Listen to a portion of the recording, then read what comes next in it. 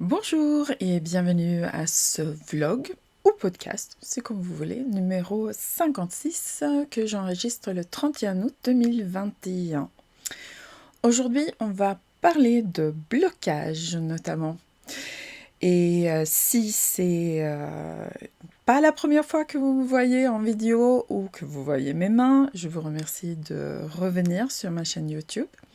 Et si c'est la première fois, je vais me présenter. Je m'appelle Annette Pétavy, je suis suédoise d'origine, mais je vis en France depuis longtemps.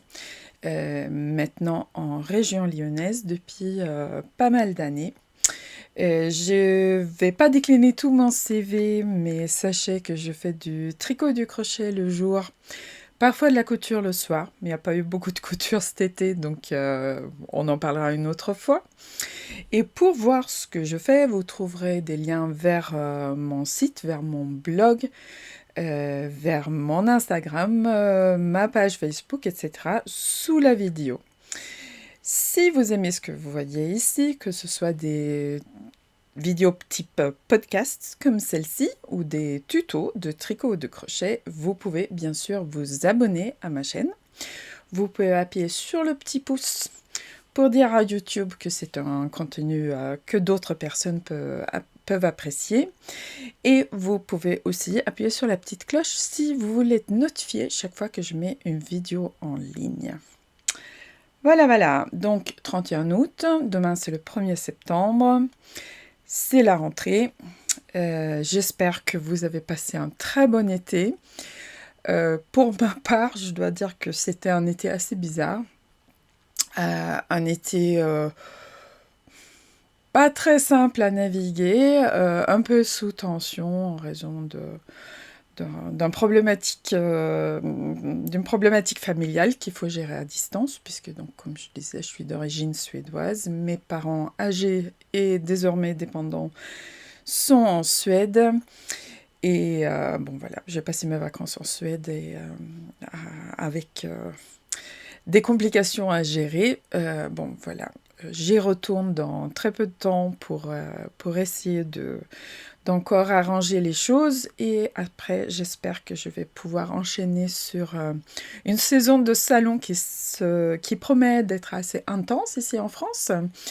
Donc, le prochain salon que je ferai, mais je pense que je viendrai vous en parler d'ici là, ça sera le Knit It à Lyon, à l'Embarcadère, si je ne me trompe pas, c'est toujours au même endroit, je saurai parce que je expose. Et donc, c'est le premier week-end d'octobre.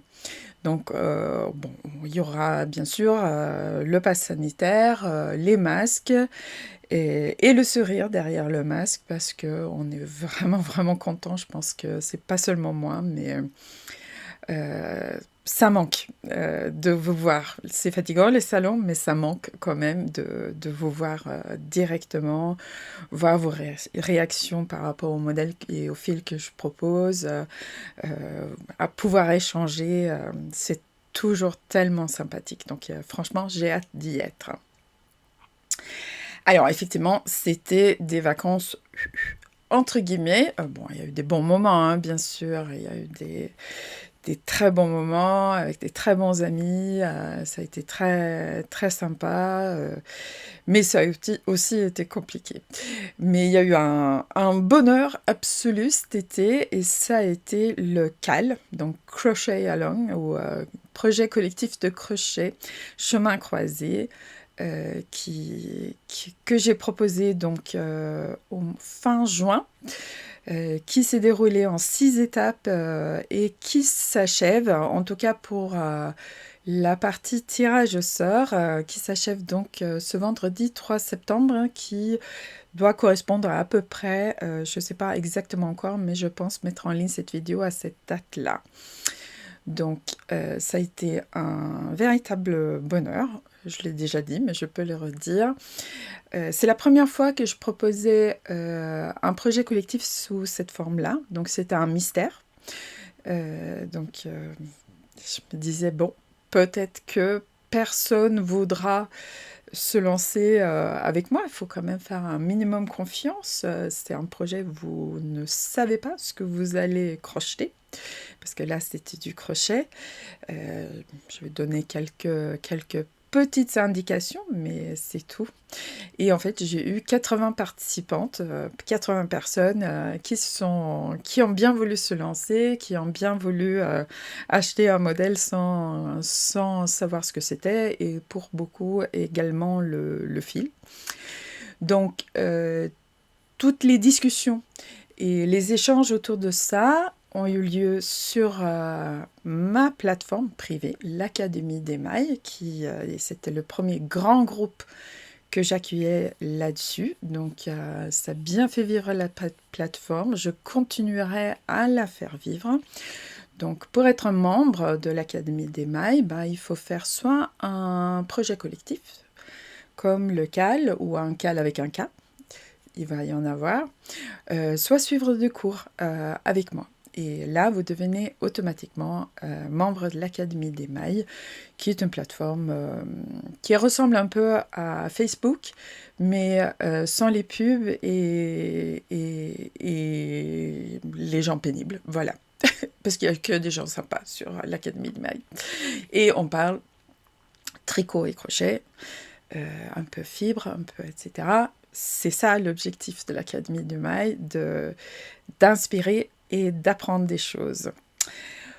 Voilà. Qu'est-ce que j'ai encore à vous dire? Il y aura peut-être eu, donc là, ce tout début de septembre, je vais lancer un appel au test. Donc, il s'agit de tester un modèle pour vérifier qu'il est bien correct avant qu'il sorte. Là, ça sera du tricot. Et tous les détails seront donnés sur mon blog et sur les réseaux sociaux. Et je demanderai un petit groupe, en fait, un grand maximum, 5-6 personnes. Si des personnes veulent bien tester ce modèle pour vérifier que tout est correct et que la quantité de fil est suffisante, etc. Enfin, tout ce qui est impliqué dans un test, je vous en dirai plus donc dans l'article sur mon blog et les posts sur les réseaux sociaux. Donc, si ça vous intéresse, de suivre le processus créatif après la conception, mais avant la publication, voilà, c'est peut-être une idée pour vous. Aussi, si vous tricotez relativement vite, parce que l'idée, c'est quand même de pouvoir présenter ce nouveau modèle sur les salons de cet automne. Voilà. C'est à peu près tout ce que je voulais vous dire dans la rubrique blabla. Et je vous ai dit, donc, aujourd'hui, je veux parler blocage. Alors, c'est quoi le blocage? Donc, il ne s'agit pas d'être bloqué quelque part, hein. C'est en fait l'étape de finition de vos ouvrages de tricot et de crochet. On peut aussi l'appeler mise en forme. Dans certains catalogues de marques de laine, je vois encore la rubrique repassage. Mais même si dans certains cas, on peut utiliser un fer à repasser, je vous en parlerai, il ne s'agit pas vraiment d'un repassage. Parce que si vous posez votre fer sur votre travail, vous allez écraser toutes les mailles, vous allez perdre tout le relief et vous risquez même d'abîmer la fibre de votre ouvrage. Alors, c'est quoi le blocage? Bon, je vais utiliser ce terme un peu c'est un anglicisme, hein, le blocage. Donc, on va dire que c'est du français contemporain. Si vous préférez mise en forme, pas de problème pour moi. Je vais utiliser blocage parce que c'est ce que la plupart des tricoteuses et crocheteuses que je côtoie utilisent. Donc, c'est quoi? Il s'agit de donner toute sa beauté à votre projet, donc tricoter ou crocheter, en l'humidifiant. Il y a grosso modo 2 méthodes, je vais vous en parler. En l'étirant, plus ou moins, mais dans certains cas pas mal, en le fixant et en le laissant sécher. Et c'est là, il y a l'autre comparaison avec le repassage, parce que c'est quelque chose qu'on doit faire chaque fois, par exemple, qu'on a lavé l'objet, parce que bon, voilà, c'est comme repasser une chemise. Si vous la lavez, après, il faut à nouveau la repasser. Bon, heureusement, euh, quand il s'agit d'ouvrages tricotés ou crochetés, que ce soit des châles ou des vêtements, en général, on ne les lave pas après chaque utilisation. D'ailleurs, ça serait même déconseillé. Donc, mais même si on ne le fait pas aussi souvent qu'on repasse ses vêtements, c'est une étape vraiment, vraiment cruciale. Parce que pour que vous ayez un rendu très joli et les dimensions aussi souhaitées dans votre ouvrage, il faut bloquer. Alors, donc, il y a des cas où effectivement on peut ne pas le faire. Et je connais des personnes qui n'aiment pas les ouvrages bloqués. Coucou Isabelle, si tu me regardes. Isabelle, c'est une ancienne élève de crochet qui a crocheté des dizaines et des dizaines de châles et qui n'aime pas bloquer. Et c'est son droit. Personnellement, par contre, je conseille vraiment de bloquer pour avoir vraiment tout l'aspect du point. Et une situation où c'est vraiment important, c'est pour les points ajourés, les points dentelle, que ce soit au tricot ou au crochet d'ailleurs. Et même des points assez simples. Parce que même si beaucoup de tricoteuses et crocheteuses sont maintenant complètement conscients qu'il faut bloquer, ce n'est pas le cas de tout le monde. Et ici, par exemple, j'ai l'écharpe Vera. Allez, je suis un peu... voilà, ce côté-là, on voit mieux, parce que la fenêtre est là. Donc il y a plus de lumière venant de ce côté-là. Donc l'écharpe Vera, je vais mettre un lien vers la fiche sous la vidéo, évidemment. Donc c'est une écharpe tricotée avec une pelote Zarber Ball dans un point dentelle complètement réversible. Hein, vous voyez, c'est la même chose des deux côtés, donc nickel pour une écharpe parce que vous allez l'enrouler autour du cou.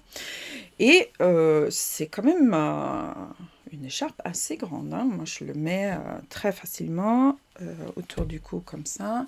Et ça continue à avoir une bonne longueur, même enroulé comme ça, donc 2 fois autour du cou.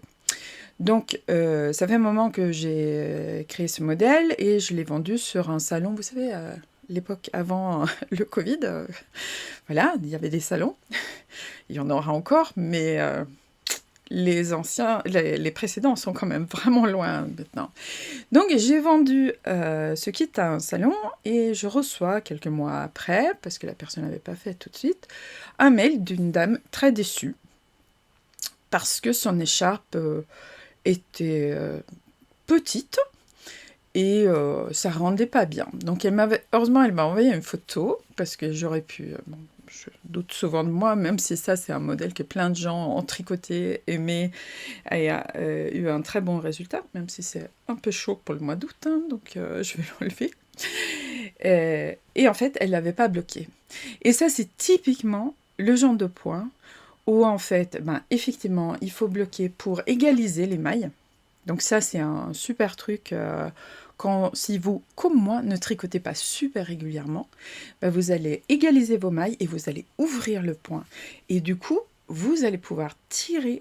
Donc déjà là, la laine, c'est élastique comme ça, mais encore plus quand c'est mouillé. Donc vous tirez un peu doucement quand même, parce que il ne s'agit pas de faire casser le fil, mais vous gagnez énormément en dimension, en plus de gagner en beauté. Donc, et effectivement, j'ai expliqué à la dame comment bloquer, c'est indiqué dans la fiche, mais je pense qu'elle n'avait pas l'habitude de faire ça, parce que c'est pas quelque chose que classiquement on faisait en France, je dirais avant les années 2000.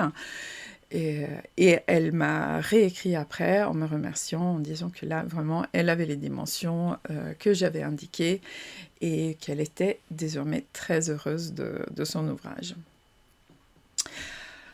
Voilà, donc apporter de l'humilité Donc, bien sûr, si vous avez fait quelque chose en blanc qui s'est un peu sali pendant que vous le travaillez, vous lavez carrément votre ouvrage. Mais sinon, il y a grosso modo deux façons d'humidifier. C'est à la vapeur ou en trempant dans l'eau. Donc, à la vapeur, c'est là où on revient au fer à repasser, parce qu'il s'agit donc d'apporter de l'humidité par la vapeur de votre fer.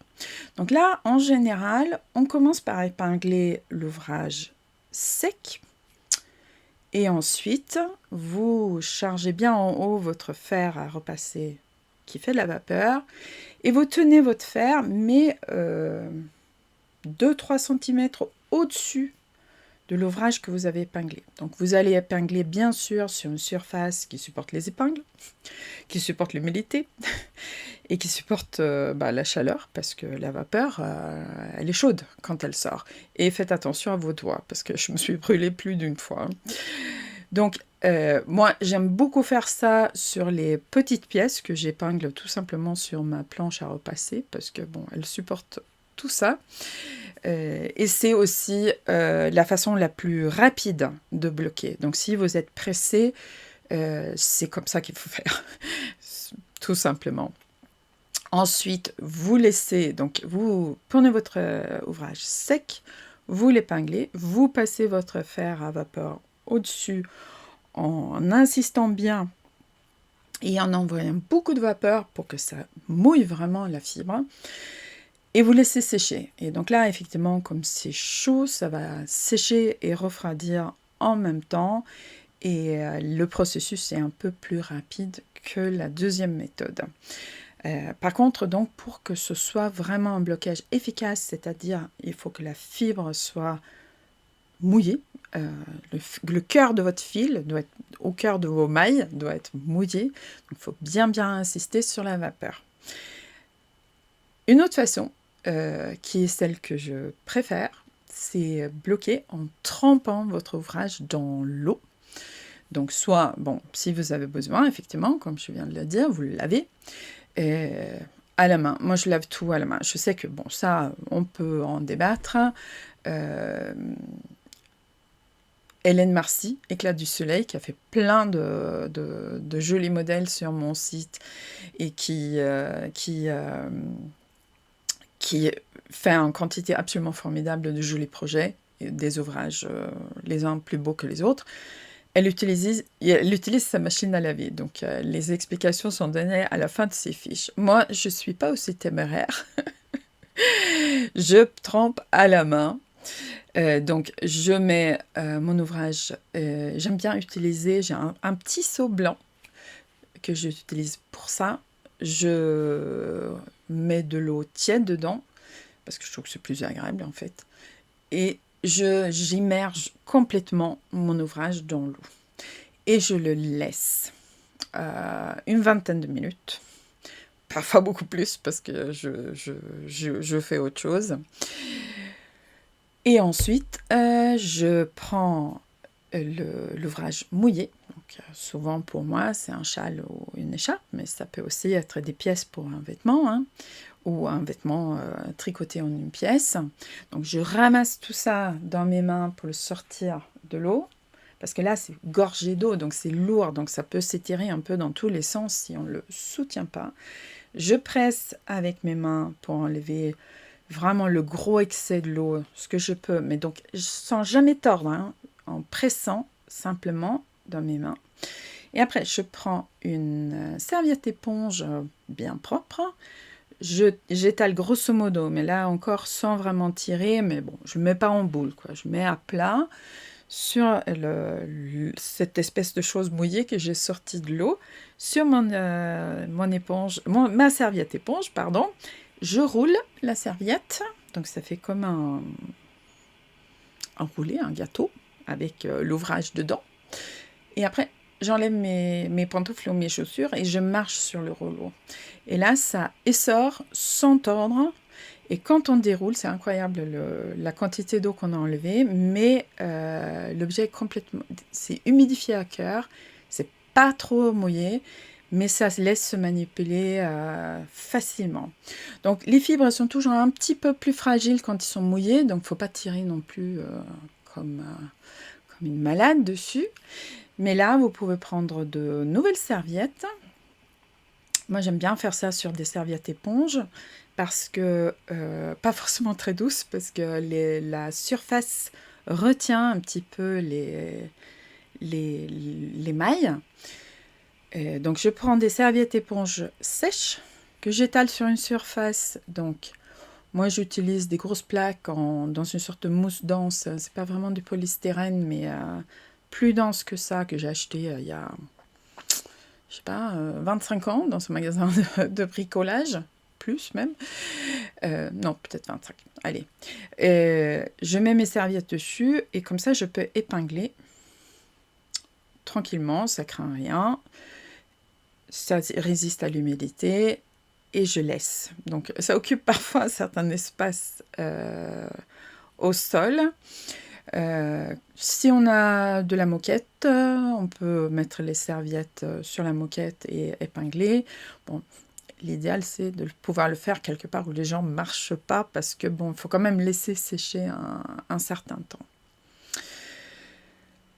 Donc voilà, donc vous enlevez pas vos épingles tant que c'est pas sec parce que ça peut sécher en se rétrécissant et vous n'aurez pas le rendu voulu.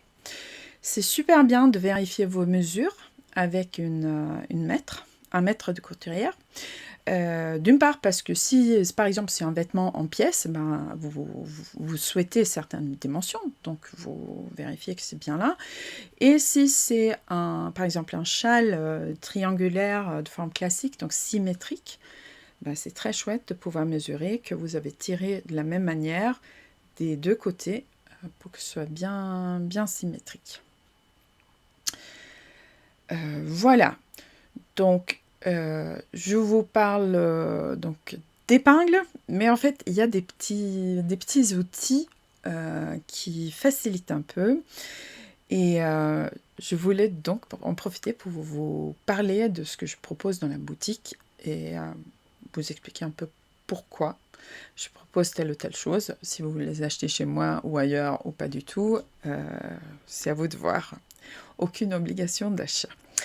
Donc, je vous ai parlé d'épingles et je propose désormais ces petits disques avec 40 épingles sur chaque disque. Donc, ce qui me semble important pour le blocage, c'est de bien prendre des épingles avec des têtes rondes comme ça. D'une part, parce que quand vous épinglez une bordure avec des pointes, de nombreuses pointes dentelles, ben, au bout d'un moment, si vous utilisez des épingles, vous savez, avec la toute petite tête métallique, ben, ça fait mal au doigt, hein, tout simplement. Et celles-ci sont aussi beaucoup plus faciles à voir quand vous allez les retirer. Donc, quand vous avez mis 40, vous n'allez pas forcément super loin, mais c'est pas cher. Donc, vous pouvez compléter avec ou vous pouvez faire votre stock. Mais quand vous allez retirer vos épingles, et donc vous allez prendre vos pièces crochetées ou tricotées, il faut y aller doucement parce que c'est très facile d'oublier une épingle quelque part. Et encore plus facile si elles n'ont pas ces têtes rondes. Je vous ai parlé de différentes surfaces de blocage. Les matelas, c'est très très bien.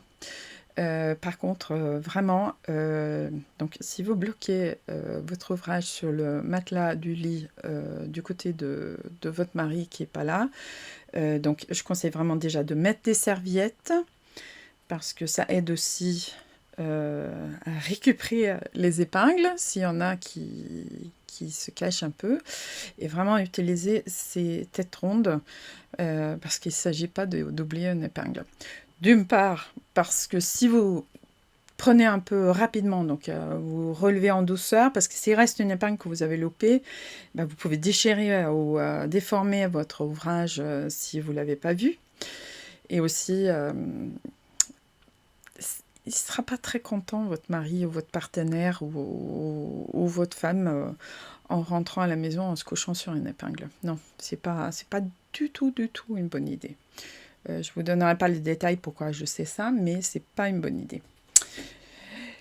Ni les fils qui déteignent sur le drap non plus. C'est une autre raison de vraiment couvrir avec des serviettes. Par contre, c'est une super surface. Hein. C'est nickel pour épingler et en général c'est grand, donc c'est très très bien, mais à manipuler avec précaution. Donc, comme je vous ai dit, 40 épingles. Vous épinglez un châle avec une bordure avec des pointes. Et un grand bord horizontal en haut, vous n'allez pas loin avec. Et il va vous en falloir beaucoup et il va vous falloir aussi pas mal de patience. Donc les épingles, c'est l'outil indispensable. Et maintenant, je vais parler de deux choses pour les gens impatients comme moi. Il y a les peignes de blocage qui sont en quelque sorte des super épingles. Donc là, c'est les peignes de blocage Knitpro que j'ai dans ma boutique.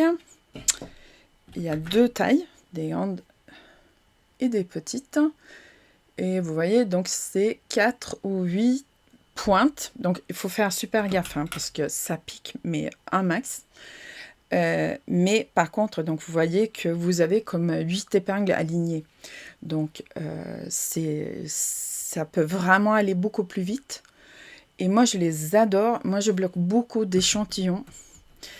Et j'adore faire ça avec ça parce que il y a un petit film un petit reel sur mon compte Instagram où je montre comment je fais. Mais en fait, vous placez d'un côté de votre échantillon, vous placez l'autre, vous étirez tout simplement, vous placez l'autre peigne, une en haut, une en bas. C'est rapide et vous avez des lignes droites, bien comme il faut. Une autre utilisation, c'est les carrés, tricotés ou crochetés. C'est vraiment rapide à utiliser et vraiment pratique.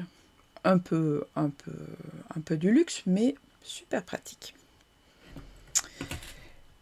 Il y a aussi les tiges de blocage. Et là, on parle de gros projets. Et on parle de grandes tiges métalliques. Donc ça, je viens d'entrer dans la boutique. Donc ça arrive dans une tube comme ça. Et dedans, vous avez en quelque sorte, je vais essayer de rien renverser. Vous avez en quelque sorte un bouquet de tiges en métal. Donc les plus grandes font 95 cm. Donc, je ne vous cache pas qu'il faut être un peu créatif pour les envoyer par la poste parce que, je ne sais pas si vous savez, mais si le paquet fait plus d'1 mètre de long, vous payez un supplément. Donc, hors de question, vous faites payer un supplément de frais de port. Moi, je m'organise pour que, le paquet ne fasse pas plus d'1 mètre. Donc, vous avez 9 tiges de 95 cm de long et 6, oui, je regarde, j'ai triché, je regarde un peu, 6 de 50 cm. Donc, ça, c'est des tiges que vous pouvez donc passer, par exemple, dans une bordure droite. Vous passez ces tiges sur toute la longueur, donc vous en prenez 2, vous les faites chevaucher si besoin. Et au début, au milieu et à l'autre extrémité, vous mettez des épingles ou un petit peigne comme ça. Et vous avez quelque chose de bien droit. Mais c'est pas seulement pour les formes droites, parce que les tiges sont pas non plus totalement rigide. Donc là, en fait, ça c'est la marque Knitpro. Donc il y en a qui sont un peu plus souples encore que les autres. Bon, je vous avoue que pour les distinguer, c'est vraiment au toucher. Mais là, par exemple, si vous avez des tiges, parce qu'il vous en faudra probablement moins 2, mais un peu plus souples comme ça, vous pouvez aussi bloquer des très jolis arrondi. Soit si la bordure est pleine, bien sûr, mais ça marche aussi très très bien pour passer dans les pointes d'une bordure en dentelle, par exemple. Donc, au lieu de placer une épingle dans chaque pointe, vous passez votre tige dans les pointes et vous faites tenir par quelques épingles pour garder ça en place. Voilà, donc dans ce kit, tige de blocage qui est sur le site, il y a aussi un simple mètre de couturière, mais comme je vous ai dit, c'est assez pratique, hein, et puis ça fait un de plus, parce que c'est le genre de truc qu'on perd tout le temps. Et puis, il y a des épingles. Donc, je pense que ceci est prévu au départ pour le marché américain, parce que c'est ce qu'on appelle des cheap pins. Donc, avec, en fait, vous voyez, une sorte de tête plate, c'est toujours l'épingle, mais c'est comme le corps de l'épingle qui a été formé pour former un T. Donc, ça, c'est super pratique, justement parce que on se fait pas mal au doigt. Par contre, je ne sais pas si on voit bien. Je les trouve pas super brillants. Donc, moi, personnellement, je choisirais d'autres épingles. Par exemple, si je devais épingler quelque chose crème ou blanc, parce qu'il faut penser à la matière des épingles. Et cela, j'aurais un petit peu peur sur des couleurs claires qui laissent une petite trace. Hein. J'en sais rien, j'ai pas essayé, mais c'est quelque chose à garder en tête aussi quand vous utilisez des épingles chez vous. Hein. S'ils sont un peu décolorés, un peu sombres, vous voyez, là, c'est quand même bien brillant et c'est plus sûr. Mais bon, c'est dans le lot. Hein, on va pas faire notre mauvaise tête. Hein, c'est bien aussi. Donc voilà, comme je vous ai dit, ces outils-là, c'est intéressant parce que ça permet en fait de faciliter le processus. On va un peu plus vite, voire beaucoup plus vite pour certaines choses, et on se casse moins le dos en train d'épingler, parce que souvent on est par terre, hein. Enfin, en tout cas moi, quand je fais un grand châle, c'est par terre, c'est pas ailleurs. Et bon, voilà, ça va quand même un peu plus vite. Et même si cette étape de blocage est super important pour le rendu, c'est peut-être pas sur ça qu'on a envie de passer énormément de temps. Par contre, quelle que soit la méthode que vous choisissez, je vous propose vraiment de prendre le temps de le faire. Si vous n'avez pas l'habitude de le faire, vous allez être surpris parce que vraiment, ça met en beauté votre travail. Aussi, donc, comme je vous l'ai dit, donc là, j'ai beaucoup parlé des points ajourés qui s'ouvrent en fait. Un châle, notamment tricoté dans un point dentelle, quand il tombe de vos aiguilles, vous avez l'impression que vous avez tricoté une serpillière. Et c'est vraiment un moment de magie. Quand vous étirez votre ouvrage, donc là, moi, je le fais par trempage, je le trempe, je l'étire. Et c'est vraiment comme un tour de magie, parce que tous les points s'ouvrent et vous avez vraiment la beauté de ce que vous avez fait. Ça égalise les points, donc ça vaut le coup, même sur des points tout simples ou sur des choses en jersey ou simple bride, parce que quand même, de toute façon, dans l'eau, la fibre se détend, les fils bougent un tout petit peu, les mailles bougent un tout petit peu, et en fait, vous savez, quand on voit des vieux vêtements tricotés, on se dit « Oh là là, comme c'est bien tricoté, c'est super régulier ». Mais en fait, c'est très souvent parce que c'est des choses qui ont été lavées plusieurs fois. Donc, même s'ils n'ont pas été étirés, le fait d'humidifier et d'étaler pour faire sécher, petit à petit, les mailles rentrent dans l'ordre et s'égalisent, en fait. Voilà. Eh bien, donc, si vous voulez un petit résumé de tout ça, et peut-être des choses que j'ai oublié de dire, ou voilà, donc il y a une référence écrite, c'est l'article sur le blocage que je viens de publier sur mon blog, donc je mets bien le lien dans les descriptifs de la vidéo. Et donc voilà, on va s'arrêter là pour aujourd'hui. J'espère revenir bientôt pour vous parler de ça. Si Si vous avez aimé la vidéo, n'hésitez pas à mettre un petit pouce vers le haut. En fait, l'idée du pouce, c'est de dire à YouTube, ça c'était quelque chose d'intéressant. Et en fait, quand vous êtes sur YouTube, vous cherchez, vous trouvez votre vidéo, et puis après, sur la droite, si vous êtes sur un ordinateur, ou en dessous, si vous êtes sur téléphone ou tablette, vous avez des suggestions de vidéos. Et en fait, les pouces permettent aux vidéos d'apparaître dans les suggestions. Donc, et si vous voulez continuer à me suivre, bien sûr, et si ce n'est pas déjà fait, vous pouvez vous abonner à la chaîne et donc cliquez s'abonner, hein, tout simplement.